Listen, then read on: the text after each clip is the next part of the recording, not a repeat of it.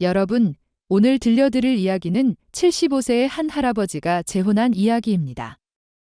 자식들은 처음엔 반대했지만 할아버지의 행복을 위해 결국 허락했죠. 그런데 이 새 할머니 뭔가 이상했습니다. 처음엔 그저 느낌이었어요. 손자 민준이가 처음 느낀 그 묘한 위화감. 할머니는 너무 완벽했거든요. 너무 친절하고, 너무 세심하고, 너무 헌신적이었습니다. 그게 오히려 더 섬뜩하게 느껴졌죠. 그리고 민준이의 직감은 틀리지 않았어요. 이 할머니는 지난 20년간 3명의 남편을 독살한 연쇄 살인마였던 겁니다. 그리고 이제 할아버지가 4번째 타겟이 되었고요. 과연 민준이와 가족들은 할아버지를 구할 수 있을까요? 지금부터 그 긴박했던 이야기를 들려드리겠습니다. 앞으로도 이런 흥미로운 이야기를 놓치고 싶지 않으시다면 좋아요 버튼 꾹 눌러주시고 구독도 부탁드립니다. 자, 그럼 끝까지 들어보세요. 할머니가 돌아가신 지 2년이 지났습니다. 75세의 김철수 할아버지는 혼자 지내셨어요. 자식들은 요양원을 권했지만 할아버지는 완강히 거부하셨죠. 아직 정정한데 무슨 요양원이냐는 게 할아버지의 말씀이었습니다. 그런데 어느 날 할아버지가 가족단체 채팅방에 폭탄 선언을 하셨어요. 다음 주에 재혼한다. 다들 식당으로 모여라. 아무 전조도 없었던 발표였습니다. 장남 준호는 황당해서 바로 전화를 걸었어요. 아버지, 농담이시죠? 누구랑 재혼을 하신다는 거예요? 할아버지는 담담하게 대답하셨습니다. 박은설 씨라고 복지관에서 만났다. 나보다 10살 어려? 65세지 가족들은 발칵 뒤집혔습니다. 2년 전 할머니의 장례식에서 당신만 있으면 된다며 오열하시던 할아버지가 어떻게 이럴 수 있냐는 거였죠. 막내딸 수진이는 아버지가 정신이 나가신 거 아니냐며 치매 검사까지 들먹였어요. 하지만 할아버지는 단호했습니다. 너희들 허락받으려고 얘기하는 거 아니다. 그냥 알려주는 거야? 나 혼자 외로운데 왜 내가 재혼하면 안 되냐? 결국 가족회의가 소집됐어요. 할아버지 몰래 모인 자리에서 장남 준호가 말했습니다. 아버지 나이가 어느 나이인데 솔직히 재혼이 무슨 의미가 있겠어요. 그런데 대학생 손자 민준이가 반박했어요. 삼촌들, 할아버지는 아직 정정하세요. 외로우신 거 당연하잖아요. 재혼하시면 안 되는 이유가 뭐예요? 민준이의 말에 다들 입을 다물었습니다. 사실 반대할 명분이 없었거든요. 할아버지는 건강하셨고 재산도 충분했고 정신도 말짱하셨으니까요. 결국 가족들은 조건부 찬성을 하기로 했어요. 박은설 씨를 직접 만나보고 판단하겠다는 거였죠. 아버지, 일단 그분을 뵙고 싶어요. 저희도 인사 좀 드려야죠. 준호가 조심스럽게 말했습니다. 할아버지는 기쁜 표정으로 고개를 끄덕이셨어요. 그래, 다음 주말에 다들 집으로 와라. 은설 씨 데려올게. 다음 주 토요일, 가족들이 할아버지 댁에 모였습니다. 초인종이 울리고 할아버지가 현관문을 여셨어요. 그리고 그 옆에 박은설 씨가 서 있었습니다. 첫인상은 놀라울 정도로 좋았어요. 65세라고 하기엔 너무 젊어 보였거든요. 단정한 옷차림에 밝은 미소, 그리고 손에는 비싼 과일 바구니까지 들고 계셨죠. 안녕하세요. 처음 뵙겠습니다. 박은설입니다. 어르신 항상 가족분들 자랑만 하셨어요. 은설 씨의 목소리는 부드러웠어요. 예의 바른 인사에 가족들은 어쩔 수 없이 호감을 가질 수밖에 없었습니다. 준호의 아내가 먼저 입을 열었어요. 어머, 정말 고우시네요. 65세라고 하시기엔. 은설 씨는 겸손하게 웃으며 대답했습니다. 아이고, 과찬이세요. 저희 어머니가 피부가 좋으셨거든요. 저도 그 유전자를 좀 받은 것 같아요. 이날 은설 씨는 정말 완벽했어요. 설거지를 자청했고, 아이들에게 관심을 보였고, 가족들의 이야기를 경청했습니다. 심지어 준호의 막내딸이 음료수를 쏟았을 때도 화내지 않고 괜찮아, 괜찮아 하며 닦아주셨죠. 저녁 식사 자리에서 수진이가 조심스럽게 물었어요. 은설 씨, 실례가 안 된다면 이전에 결혼하신 적 있으세요? 은설 씨의 표정이 잠깐 어두워졌습니다. 네. 사실 2번 결혼했었어요. 하지만 2분 다 병으로 돌아가셨습니다. 아, 그러셨군요. 많이 힘드셨겠어요. 수진이가 동정의 눈빛을 보냈어요. 은설 씨는 눈물을 글썽이며 말했습니다. 첫 남편은 심장마비로, 2번째 남편은 간암으로. 정말 운이 없었나 봐요. 하지만 철수 씨를 만나면서 다시 살아갈 용기가 생겼어요. 이 말에 할아버지는 은설 씨의 손을 꼭 잡으셨어요. 그 모습을 보며 가족들은 마음을 놓았습니다. 할아버지가 행복해 보이네. 은설 씨도 좋은 분 같고. 오직 한 명, 민준이만 빼고요. 민준이는 은설 씨를 관찰하고 있었어요. 뭔가 이상했거든요. 너무 완벽했습니다. 65세 여성이 이렇게까지 에너지가 넘칠 수 있나? 그리고 표정이 너무 연기 같았어요. 특히 눈물을 글싱일 때 눈동자에 진짜 슬픔이 보이지 않았습니다. 가족들의 동의를 얻은 할아버지는 놀라운 속도로 결혼 준비를 진행했습니다. 다음 달에 식 올린다. 간소하게만 하자. 준호가 놀라서 물었어요. 아버지, 왜 이렇게 급하세요? 천천히 준비하셔도 되는데. 하지만 할아버지는 단호했습니다. 내 나이가 몇인데. 언제 무슨 일이 생길지 모르잖아. 은설 씨랑 하루라도 빨리 같이 살고 싶다. 은설 씨도 맞장구 쳤어요. 저도 철수 씨 의견에 동의해요. 우리 나이에 뭘 그렇게 거창하게 해요? 간단히 가족들만 모여서 식사 한 끼 하면 되죠. 결혼식은 정말 간소하게 치러졌습니다. 호텔 레스토랑에서 양가 가족만 모인 작은 식사 자리였어요. 은설 씨의 가족은 딱 1명, 조카라는 사람만 왔습니다. 은설 씨, 다른 가족분들은 안 오시나요? 수진이가 물었어요. 은설 씨는 슬픈 표정을 지었습니다. 제가 외동딸이었거든요. 부모님도 일찍 돌아가셨고 친척들도 다 멀리 떨어져 계세요. 이 조카만 서울에 있어서 부탁했어요. 민준이는 조카라는 사람도 수상했어요. 30대 후반쯤 되어 보이는 여자였는데 표정이 싸늘했거든요. 축하한다는 말도 기계적이었고 계속 휴대폰만 보고 있었습니다. 저 사람 진짜 조카 맞나? 민준이는 의구심이 들었지만 어른들 앞에서 함부로 말할 수는 없었어요. 결혼식이 끝나고 은설 씨는 할아버지 댁으로 이사를 왔습니다. 아니, 이사라기보다는 입성이었죠. 짐이 거의 없었거든요. 큰 캐리어 2개가 전부였어요. 은설 씨, 짐이 이게 다예요. 준호가 놀라서 물었습니다.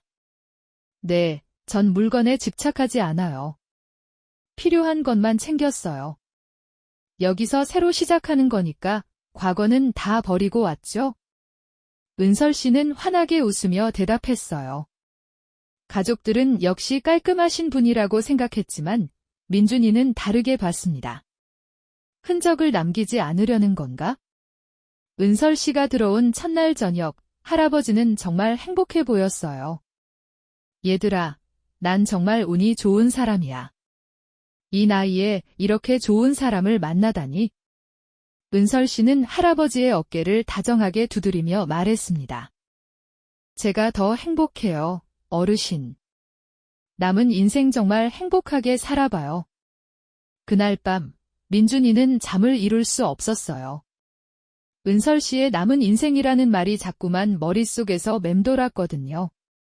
왜 그런지는 몰라도 그게 위협적으로 들렸습니다. 결혼 후 한 달이 지났어요. 할아버지는 눈에 띄게 건강해졌습니다. 매일 아침 은설 씨가 준비해주는 건강식을 드시고 함께 산책을 다녔죠. 가족들은 모두 기뻐했어요. 봐요, 은설 씨 덕분에 아버지가 완전히 젊어지셨잖아요. 수진이가 만족스럽게 말했습니다. 하지만 민준이는 다른 걸 발견했어요. 어느 날 할아버지 댁에 들렀을 때 일입니다. 은설 씨가 할아버지께 영양제를 건네고 있었거든요. 어르신, 오늘 영양제 드셨어요? 이거 꼭 챙겨 드셔야 해요. 아, 깜빡했네. 고맙소, 은설 씨. 할아버지는 물과 함께 영양제를 삼키셨어요. 민준이가 물었습니다. 할머니, 그거 무슨 영양제예요? 은설 씨는 밝게 웃으며 대답했어요. 오메가3하고 비타민이야. 할아버지 건강 생각해서 특별히 좋은 걸로 구입했지. 병원에서 처방받으신 거예요? 민준이의 질문에 은설 씨의 표정이 잠깐 굳었습니다. 아니, 제가 건강식품 가게에서 샀어. 왜? 뭐가 문제라도 있니? 아니에요. 그냥 궁금해서요. 민준이는 물러섰지만 마음이 편치 않았어요. 그날 밤, 민준이는 인터넷을 검색하기 시작했습니다. 노인 독살 사건, 영양제로 위장한 독극물, 연쇄살인마 수법. 검색어를 치면 칠수록 소름이 돋았어요. 실제로 그런 사건들이 있었거든요. 특히 한 사건이 눈에 띄었습니다. 60대 여성이 재혼한 남편을 비소로 서서히 독살한 사건이었어요. 증상은 서서히 나타났고 주변 사람들은 자연사로 생각했죠. 설마. 아니겠지? 민준이는 고개를 저었어요. 하지만 찜찜한 마음은 가시지 않았습니다. 그래서 민준이는 할아버지를 자주 찾아뵙기 시작했어요. 은설 씨를 관찰하기 위해서였죠. 그리고 이상한 점들을 발견했습니다. 첫째, 은설 씨는 할아버지가 드시는 음식과 약을 철저하게 관리했어요. 심지어 가족들이 가져온 음식도 할아버지 속이 안 좋으시니까 제가 따로 준비한 걸로 드릴게요라며 거절했습니다. 둘째, 은설 씨는 과거 얘기를 절대 하지 않았어요. 전 남편들에 대해서도 가족에 대해서도 말을 아꼈죠. 셋째, 은설 씨는 할아버지의 병원 동행을 거부했어요. 제가 가면 할아버지가 오히려 불편해하세요. 아들이 모시고 가는 게 좋겠어요. 이유는 그럴듯했지만 뭔가 이상했습니다. 민준이는 더 이상 참을 수 없었어요. 아버지 준호를 따로 불러냈습니다. 아빠, 할머니 좀 이상하지 않아? 뭐가? 은설 씨 완벽하잖아. 할아버지도 행복해하시고. 준호는 민준이의 말을 대수롭지 않게 여겼어요. 아빠, 진지하게 들어봐. 할머니 과거가 너무 불투명해. 전 남편 2명이 다 병으로 죽었다는 것도 이상하고. 민준아, 내가 추리소설을 너무 많이 본 거 아니냐? 은설 씨가 무슨 살인마라도 된다는 거냐? 준호는 웃으며 민준이의 머리를 쓰다듬었어요. 하지만 민준이는 진지했습니다. 아빠, 한 번만이라도 확인해봐. 은설 씨 신원조회 같은 거 할 수 있잖아. 얘야, 그거 불법이야. 그리고 할아버지가 알면 얼마나 서운해하시겠냐? 그만해. 아버지를 설득하는데 실패한 민준이는 혼자 조사를 시작했어요. 은설 씨가 말한 전 남편들의 이름을 기억해냈습니다. 첫 번째 남편은 이진수, 두 번째 남편은 최현우. 민준이는 인터넷 검색을 시작했어요. 사망기사, 부고, 뭐든 찾을 수 있는 정보를 뒤졌습니다. 그리고 발견했어요.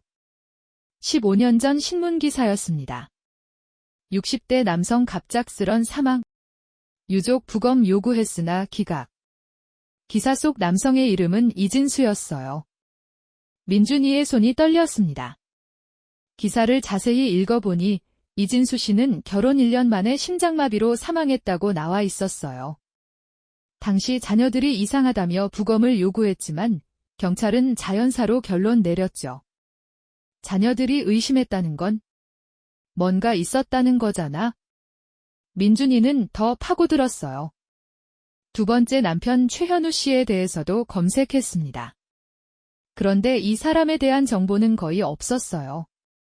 사망 기사도 부고도 찾을 수 없었습니다. 이상하다. 분명히 돌아가셨다고 했는데 민준이는 다른 방법을 시도했어요. 은설 씨가 말한 조카를 찾아보기로 한 겁니다. 결혼식 때 왔던 그 여자, 이름은 박미라였어요. 민준이는 SNS를 뒤져서 박미라의 계정을 찾았습니다. 하지만 계정은 비공개였고 친구도 몇 명 없었어요. 프로필 사진도 옆모습만 보이는 애매한 사진이었죠. 이 사람도 뭔가 숨기고 있어? 민준이는 확신했어요. 그날 밤, 민준이는 결심했습니다. 직접 박미라를 만나보기로요. 결혼식 때 명함을 받아뒀거든요. 명함에는 프리랜서 컨설턴트라고만 적혀 있었어요. 민준이는 박미라에게 연락했습니다. 안녕하세요. 할아버지 결혼식 때 뵀던 손자 민준입니다. 혹시 커피 한잔 하실 수 있을까요? 박미라는 하루 뒤에 답장을 보냈어요. 왜요? 짧고 퉁명스러운 답변이었습니다. 민준이는 솔직하게 말했어요. 은설 씨에 대해 여쭤보고 싶은 게 있어서요. 긴 침묵 끝에 박미라가 답했습니다. 내일 3시 홍대 커피숍으로 오세요.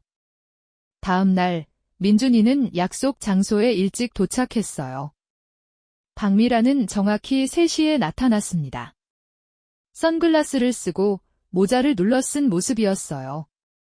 앉으세요. 박미라는 말수가 적었어요. 민준이가 먼저 입을 열었습니다. 은설 씨가 정말 당신 이모 맞나요? 박미라는 쓴웃음을 지었어요. 이모. 그 여자는 내 이모가 아니에요? 민준이의 심장이 쿵 내려앉았습니다. 그럼 누구예요? 제 고용주죠. 돈 받고 조카 역할 해준 거예요? 박미라는 담담하게 말했어요. 민준이는 숨이 막혔습니다. 왜 그런 짓을 하신 거예요? 돈이 필요했으니까요. 별거 아닌 역할이라고 생각했어요. 근데 박미라의 목소리가 떨렸습니다. 나중에 알았어요. 그 여자가 뭘 하는 사람인지. 뭘 하는 사람인데요? 민준이는 두려웠지만 물어야 했어요. 박미라는 선글라스를 벗었습니다. 눈가에 다크서클이 짙었어요. 연쇄살인마예요. 남편을 죽이는. 민준이는 온몸에 소름이 돋았어요. 진짜예요. 저도 처음엔 안 믿었어요. 근데 증거를 봤거든요. 박미라는 가방에서 봉투를 꺼냈습니다. 이거 받으세요. 제가 모은 자료예요. 봉투 안에는 사진과 문서들이 들어있었어요. 민준이가 하나씩 꺼내보니 입이 떡 벌어졌습니다. 첫 번째는 신문기사 스크랩이었어요. 60대 남성 의문의 죽음. 20년 전 기사였습니다. 두 번째는 사망진단서 사본. 세 번째는 은설 씨의 진짜 이름이 적힌 서류였어요. 박은설가 가명이에요. 진짜 이름은 임명희. 이 여자는 지난 20년간 3명의 남편을 죽였어요. 박미라가 조용히 말했습니다. 3명이요. 은설 씨. 아니, 임명희는 2번 결혼했다고 했는데. 거짓말이에요. 3번 결혼했고 3명 다 죽였어요. 박미라는 자료를 하나씩 설명하기 시작했어요. 첫 번째 희생자는 1998년 김태수 씨였어요. 당시 임명희는 38세였고 김태수 씨는 62세였죠. 결혼 9개월 만에 김태수 씨는 급성 신부전으로 사망했어요. 민준이는 숨을 죽이고 들었습니다. 유족들은 이상하다며 부검을 요구했지만 당시에는 증거 불충분으로 넘어갔어요. 임명희는 유산을 받고 사라졌죠. 두 번째 희생자는? 민준이가 떨리는 목소리로 물었어요. 2005년 이진수 씨. 65세였어요. 결혼 1년 만에 심장마비로 사망. 이번에도 유족들이 의심했지만 경찰은 자연사로 결론 내렸어요. 민준이가 찾았던 그 기사 속 인물이었습니다. 세 번째는 2015년 최현우 씨. 70세에 결혼 2년 만에 간암으로 사망했어요. 잠깐만요. 민준이가 끼어들었어요. 최현우 씨는 간암이라고 했잖아요. 그건 자연스러운 병 아니에요? 박미라가 고개를 저었습니다. 그렇게 보이도록 만든 거예요? 임명희는 천천히, 아주 천천히 독을 먹였어요. 증상이 자연스럽게 나타나도록요. 의사들도 속았죠. 무슨 독을 쓴 건데요? 비소예요. 아주 소량씩, 오랜 기간 먹이면 만성비소 중독 증상이 나타나요. 피로, 소화불량, 피부 변색, 모두 노화나 다른 질병으로 오인되기 쉽죠. 민준이는 할아버지 얼굴이 떠올랐어요. 최근 들어 할아버지가 자주 피곤하다고 하셨거든요. 설마. 그럼 경찰은 왜 안 잡은 거예요? 3명이나 죽였는데. 민준이가 다급하게 물었습니다. 증거가 없어요. 임명희는 완벽하게 계획하거든요. 매번 이름을 바꾸고 과거를 지우고 완벽한 안의 행세를 해요. 주변 사람들은 모두 좋은 사람이라고 증언하죠. 박미라의 말에 민준이는 소름이 돋았어요. 은설 씨? 아니, 임명희가 보여준 그 완벽함이 바로 그거였구나. 왜 그런 짓을 하는 건데요? 돈이죠. 매번 유산을 받아요. 그리고 적당한 시기가 되면 다음 타겟을 찾고요. 그럼 우리 할아버지가. 민준이는 말을 잇지 못했어요. 네, 4번째 타겟이에요. 박미라가 단호하게 말했습니다. 제가 이 자료를 모은 건 더 이상 죄책감을 견딜 수 없어서예요. 저도 공범이나 마찬가지잖아요. 박미라의 눈에 눈물이 고였어요. 민준이는 박미라에게서 받은 자료를 들고 집으로 돌아왔어요. 밤새 고민했습니다. 이걸 어떻게 말하지? 가족들이 믿을까? 다음 날 아침, 민준이는 아버지 준호를 찾아갔어요. 아빠, 이거 좀 봐. 민준이가 자료를 건네자 준호는 짜증스러운 표정을 지었습니다. 민준아, 또 그 얘긴가? 아빠가 바쁜 거 모르냐? 아빠, 제발 한 번만 봐줘. 민준이의 절박한 목소리에 준호는 마지못해 자료를 받았어요. 그리고 읽기 시작했습니다. 처음엔 시큰둥했던 표정이 점점 굳어졌어요. 이게 진짜야? 진짜예요. 은설 씨 아니, 임명희는 지난 20년간 3명의 남편을 죽였어요. 그리고 할아버지가 4번째 타겟이에요. 준호는 창백한 얼굴로 자료를 다시 읽었어요. 신문기사, 사망진단서, 박미라의 증언. 모든 것이 일치했습니다. 세상에. 어떻게 이럴 수가. 준호는 당장 가족들을 소집했어요. 수진, 민수, 그리고 다른 친척들까지. 긴급 가족회의가 열렸습니다. 민준이는 모든 자료를 펼쳐놓고 설명했어요. 가족들의 반응은 충격 그 자체였습니다. 말도 안 돼. 은설 씨가 살인마라니. 수진이가 소리쳤어요. 증거를 봐요, 이모. 이게 다 증거예요. 민준이가 답답하게 말했습니다. 막내 삼촌 민수가 조심스럽게 입을 열었어요. 그럼 우리 아버지가 위험하다는 거잖아? 회의실에 무거운 침묵이 흘렀습니다. 준호가 입을 열었어요. 일단 경찰에 신고해야 해. 안 돼요. 민준이가 반대했습니다. 경찰이 믿을까요? 20년 전 사건들이고 증거도 정황 증거뿐이에요. 오히려 임명희를 자극해서 할아버지가 더 위험해질 수 있어요. 민준이의 말이 맞았어요. 과거에도 유족들이 의심했지만 경찰은 증거 부족으로 넘어갔죠. 그럼 어떡하라는 거냐? 준호가 다급하게 물었습니다. 일단 할아버지를 보호해야 해요. 임명희가 주는 음식이나 약을 못 드시게 하고 항상 누군가 옆에 있어야 해요. 그런데 그러려면 아버지한테 사실을 말해야 하는 거 아니냐? 수진이가 물었어요. 이 질문에 모두가 고민에 빠졌습니다.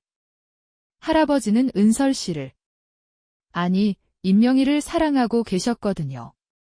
이 사실을 알게 되면 얼마나 충격받으실까? 가족들은 결론을 내렸어요. 일단 결정적인 증거를 찾기로 한 겁니다. 임명희가 할아버지에게 무엇을 먹이는지, 그게 정말 독인지 확인해야 했어요. 할아버지가 드시는 영양제를 몰래 가져와서 검사해봐야겠어요. 민준이가 제안했습니다. 좋아. 내가 할게. 준호가 나섰어요. 다음 날, 준호는 할아버지 댁을 방문했습니다. 아버지, 점심 같이 드실래요? 제가 맛있는 거 사왔어요. 오, 그래. 고맙다. 할아버지는 기뻐하셨어요. 준호는 임명희가 부엌에 있는 틈을 타서 할아버지 방으로 들어갔습니다. 침대 옆 서랍에 영양제 통이 있었어요. 준호는 재빨리 몇 알을 챙겨서 주머니에 넣었습니다. 그때 뒤에서 목소리가 들렸어요. 무슨 일이세요? 임명희였습니다. 준호는 깜짝 놀라며 돌아섰어요. 아, 은설 씨. 아버지가 영양제 어디 있냐고 하셔서 저기 침대 옆에 있잖아요. 제가 드릴게요. 임명희는 의심스러운 눈빛으로 준호를 바라봤어요. 준호는 애써 웃으며 방을 나왔습니다. 식사 시간 내내 임명희는 준호를 주시했어요. 들킨 걸까? 준호는 불안했지만 일단 임무는 성공했습니다. 준호는 영양제를 민준이에게 건넸고 민준이는 지인 약사에게 부탁해서 성분 분석을 의뢰했어요. 결과가 나오기까지 3일이 걸렸습니다. 그 3일 동안 가족들은 교대로 할아버지 댁을 방문했어요. 할아버지를 보호하기 위해서였죠. 임명희는 점점 신경질적으로 변했습니다. 요즘 왜 이렇게 자주 오시는 거예요? 할아버지가 피곤해하세요. 아버지가 그러워서요. 자주 뵙고 싶어서 그래요? 수진이가 웃으며 대답했어요. 하지만 임명희의 표정은 좋지 않았습니다. 드디어 3일 후 분석 결과가 나왔어요. 민준이는 떨리는 손으로 봉투를 열었습니다. 그리고 결과지를 보는 순간 민준이는 숨이 멎는 것 같았어요. 비소 검출. 치사량은 아니지만 지속적으로 섭취 시 만성 중독 가능. 증거를 잡았어요. 임명희는 정말로 할아버지를 독살하려 하고 있었던 겁니다. 민준이는 바로 가족들에게 연락했습니다. 증거 나왔어요. 영양제에 비소가 들어있어요. 전화를 받은 준호는 분노로 몸을 떨었어요. 이 미친년이. 당장 경찰에 신고한다. 아빠, 잠깐만요. 아직 시기가 아니에요? 민준이가 말렸습니다. 왜? 증거도 있는데 왜 신고를 안 해? 준호가 답답해했어요. 민준이는 침착하게 설명했습니다. 아빠, 생각해봐요.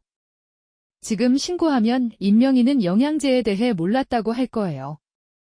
누가 장난친 거라고 우길 수도 있고요. 그럼 더 확실한 증거가 필요해요. 임명희가 직접 독을 먹이는 현장을 잡아야 해요. 민준이의 계획은 이랬습니다. 임명희를 자극해서 서두르게 만드는 거였어요. 할아버지를 병원에 입원시킨다고 하면 어떨까요? 정밀검사 받으러 가신다고. 그러면 임명희는 당황할 거예요. 병원에서 검사하면 비소가 검출될 테니까요. 그럼 서둘러 뭔가 하려고 할 거예요. 가족들은 고개를 끄덕였습니다. 위험한 계획이었지만 다른 방법이 없었어요. 다음 날 준호는 할아버지와 임명희를 불렀습니다. 아버지, 다음 주에 종합검진 예약했어요. 1박 2일로 입원하셔서 정밀검사 받으시면 돼요. 할아버지는 고개를 저으셨어요. 난 건강한데 무슨 검사야. 괜찮다. 하지만 임명희의 반응이 강했어요. 여보, 검사는 무슨 검사예요? 필요 없어요. 준호는 임명희의 얼굴이 창백해지는 걸 봤습니다. 은설 씨, 아버지 건강이 중요하잖아요. 정밀검사 한번 받아보시는 게 안 돼요. 임명희가 소리쳤어요. 그리고는 당황한 듯 말을 고쳤습니다. 아니, 제 말은 할아버지가 병원을 싫어하시잖아요. 스트레스 받으실 거예요.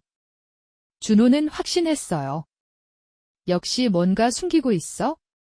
그래도 건강이 우선이죠. 다음 주 월요일에 입원하세요, 아버지? 준호는 단호하게 말했습니다. 그날 밤, 민준이는 할아버지 댁 주변에 숨어 있었어요. 창문으로 안을 엿보고 있었죠. 임명희는 전화를 하고 있었습니다. 누군가와 급하게 통화하는 것 같았어요. 민준이는 입술을 깨물었습니다. 뭔가 꾸미고 있어? 다음 날부터 임명희의 행동이 수상해졌어요. 자주 외출을 하고 전화 통화를 피하고 할아버지에게 더 자주 영양제를 권했습니다. 어르신, 병원 가기 전에 영양제 더 드세요. 건강해지셔야죠. 할아버지는 순순히 영양제를 받아 드셨어요. 하지만 몰래 지켜보던 수진이가 재빨리 개입했습니다. 아버지, 제가 드릴게요. 물도 따뜻한 걸로 드려야죠. 병원 입원 전날 밤이었어요. 임명희는 더욱 초조해 보였습니다. 저녁을 준비하면서도 계속 시계를 봤죠. 민준이는 할아버지 댁에 숨어들어 있었어요. CCTV를 몰래 설치하기 위해서였습니다. 거실, 주방, 할아버지 방. 세 곳에 초소형 카메라를 설치했어요. 그리고 밖에서 실시간으로 모니터링하기로 했습니다. 밤 10시, 할아버지는 잠자리에 드셨어요. 임명희는 부엌에서 뭔가를 준비하고 있었습니다. 민준이는 차 안에서 핸드폰으로 화면을 보고 있었어요. 임명희는 주방 찬장 깊숙한 곳에서 작은 병을 꺼냈습니다. 그리고 주위를 살피더니 컵에 물을 따르고 그 작은 병에서 분말을 조금 넣었어요. 잡았다. 민준이는 소리를 질렀습니다. 모든 게 녹화되고 있었어요. 임명희는 컵을 들고 할아버지 방으로 향했습니다. 민준이는 바로 준호에게 문자를 보냈어요. 지금이에요. 준호와 경찰은 이미 근처에 대기하고 있었습니다. 임명희가 할아버지 방문을 열었을 때 준호가 현관문을 박차고 들어왔어요. 아버지, 그거 드시면 안 돼요. 할아버지는 놀라서 침대에서 일어나셨어요. 준호야, 왜 이러니? 임명희는 당황한 표정으로 돌아섰습니다. 준호 씨, 왜 이러세요? 그 컵 내려놓으세요. 준호의 목소리는 차가웠어요. 그때 경찰들이 들이닥쳤습니다. 경찰입니다. 박은설 씨, 아니 임명희 씨, 당신을 살인미수 혐의로 체포합니다. 임명희의 얼굴이 창백해졌어요. 하지만 곧 태연한 표정을 지었습니다. 무슨 말씀이세요? 저는 그냥 물을 드리려고. 그 물에 뭐가 들었는지 우리가 다 알아요. 경찰이 컵을 압수했습니다. 그리고 임명희가 숨겨둔 작은 병도 찾아냈어요. 비소가 든 병이었죠. 할아버지는 이 모든 상황을 이해할 수 없다는 표정으로 서 계셨어요. 이게 무슨 일이냐? 아버지. 준호는 울먹이며 할아버지를 껴안았습니다. 은설 씨가. 아니, 이 여자가 아버지를 해치려 했어요. 할아버지의 얼굴이 일그러졌어요. 믿을 수 없다는 표정이었죠. 임명희는 끝까지 부인했습니다. 저는 아무것도 안 했어요. 이건 누명이에요. 하지만 증거는 명확했어요. CCTV 영상, 영양제에서 검출된 비소, 그리고 임명희가 방금 준비한 물에서도 고농도의 비소가 검출됐습니다. 게다가 박미라도 증인으로 나섰어요. 경찰 조사실에서 임명희의 과거가 하나씩 밝혀졌습니다. 진짜 이름은 임명희, 현재 68세 20년 전부터 노인 남성들을 타겟으로 삼아 결혼과 살인을 반복해왔어요. 수법은 항상 같았습니다. 복지관이나 노인정에서 혼자 사는 부유한 노인을 만나고 완벽한 여자친구 역할을 하고 결혼 후 천천히 독을 먹이는 거였죠. 왜 그런 짓을 했습니까? 형사가 물었어요. 임명희는 차갑게 웃었습니다. 돈 때문이죠. 뭐가 그리 복잡해요? 늙은이들은 어차피 곧 죽을 거잖아요. 제가 좀 빨리 보내주는 거예요. 그 냉혹한 말에 조사실에 있던 모든 사람이 소름이 돋았어요. 임명희는 전혀 죄책감이 없었습니다. 3명 죽였어요. 아니, 정확히는 4명이었겠네요. 김철수 씨까지 성공했다면요. 후회는 안 합니까? 후회요. 임명희는 코웃음을 쳤어요. 후회할 게 뭐가 있어요? 제가 수고한 대가를 받은 것뿐인데. 완벽한 아내 역할 하는 것도 일이거든요. 그 순간 조사실 밖에서 지켜보던 할아버지는 무너지셨어요. 내가 사랑했던 사람이 저런 괴물이었다니. 준호가 할아버지를 부축했습니다. 아버지, 괜찮으세요? 할아버지는 고개를 저으셨어요. 눈에는 눈물이 가득했습니다. 난 진심이었는데, 은설 씨도 날 사랑한다고 생각했는데, 민준이가 할아버지의 손을 꼭 잡았어요. 할아버지, 저희가 있잖아요. 저희가 할아버지를 지켰어요. 재판은 빠르게 진행됐습니다. 증거가 명확했고, 과거 사건들도 재조사되었죠. 첫 번째 희생자, 김태수 씨의 유족들이 증인으로 나왔어요. 20년 전에도 우리가 의심했어요. 하지만 경찰이 믿어주지 않았죠. 이제라도 진실이 밝혀져서 다행입니다. 두 번째 희생자 이진수 씨의 딸도 눈물을 흘리며 증언했습니다. 아버지가 돌아가시기 전에 말씀하셨어요. 뭔가 이상하다고. 하지만 우리는 노환이라고 생각했죠. 너무 늦게 알았어요. 세 번째 희생자 최현우 씨의 아들은 분노했어요. 이 여자는 괴물이에요. 사형시켜야 해요. 법정에서 임명희는 끝까지 냉정했습니다. 변호인이 정신질환을 주장했지만 받아들여지지 않았어요. 최종 선고일, 판사는 엄중한 목소리로 판결을 내렸습니다. 피고인 임명희는 계획적이고 잔인한 방법으로 3명을 살해하고 1명을 살해하려 시도했습니다. 무기징역을 선고합니다. 재판이 끝나고 1년이 지났습니다. 할아버지는 여전히 충격에서 완전히 회복하지 못하셨어요. 가끔 멍하니 창밖을 바라보실 때가 있었죠. 할아버지, 괜찮으세요? 민준이가 걱정스럽게 물으면 할아버지는 쓸쓸하게 웃으셨어요. 괜찮다. 다만 내가 너무 외로웠나 보다. 그래서 제대로 보지 못했어. 할아버지 잘못이 아니에요. 임명희가 너무 교활했던 거예요. 민준이는 할아버지를 위로했습니다. 가족들은 할아버지를 더 자주 찾아뵙기 시작했어요. 외로움이 이런 비극을 불러왔다는 걸 깨달았기 때문이죠. 준호는 일주일에 한 번은 꼭 할아버지와 식사를 함께 했고, 수진이는 매주 반찬을 가져다 드렸습니다. 민준이는 할아버지와 가장 많은 시간을 보냈어요. 대학 수업이 끝나면 할아버지 댁으로 가서 함께 산책을 하고 저녁을 먹었죠. 민준아, 내가 날 구해줬다. 할아버지가 어느 날 말씀하셨어요. 만약 내가 없었다면 난 이미 이 세상 사람이 아니었을 거야. 제가 할 일을 한 거예요, 할아버지. 민준이는 웃으며 대답했습니다. 박미라도 새로운 삶을 시작했어요.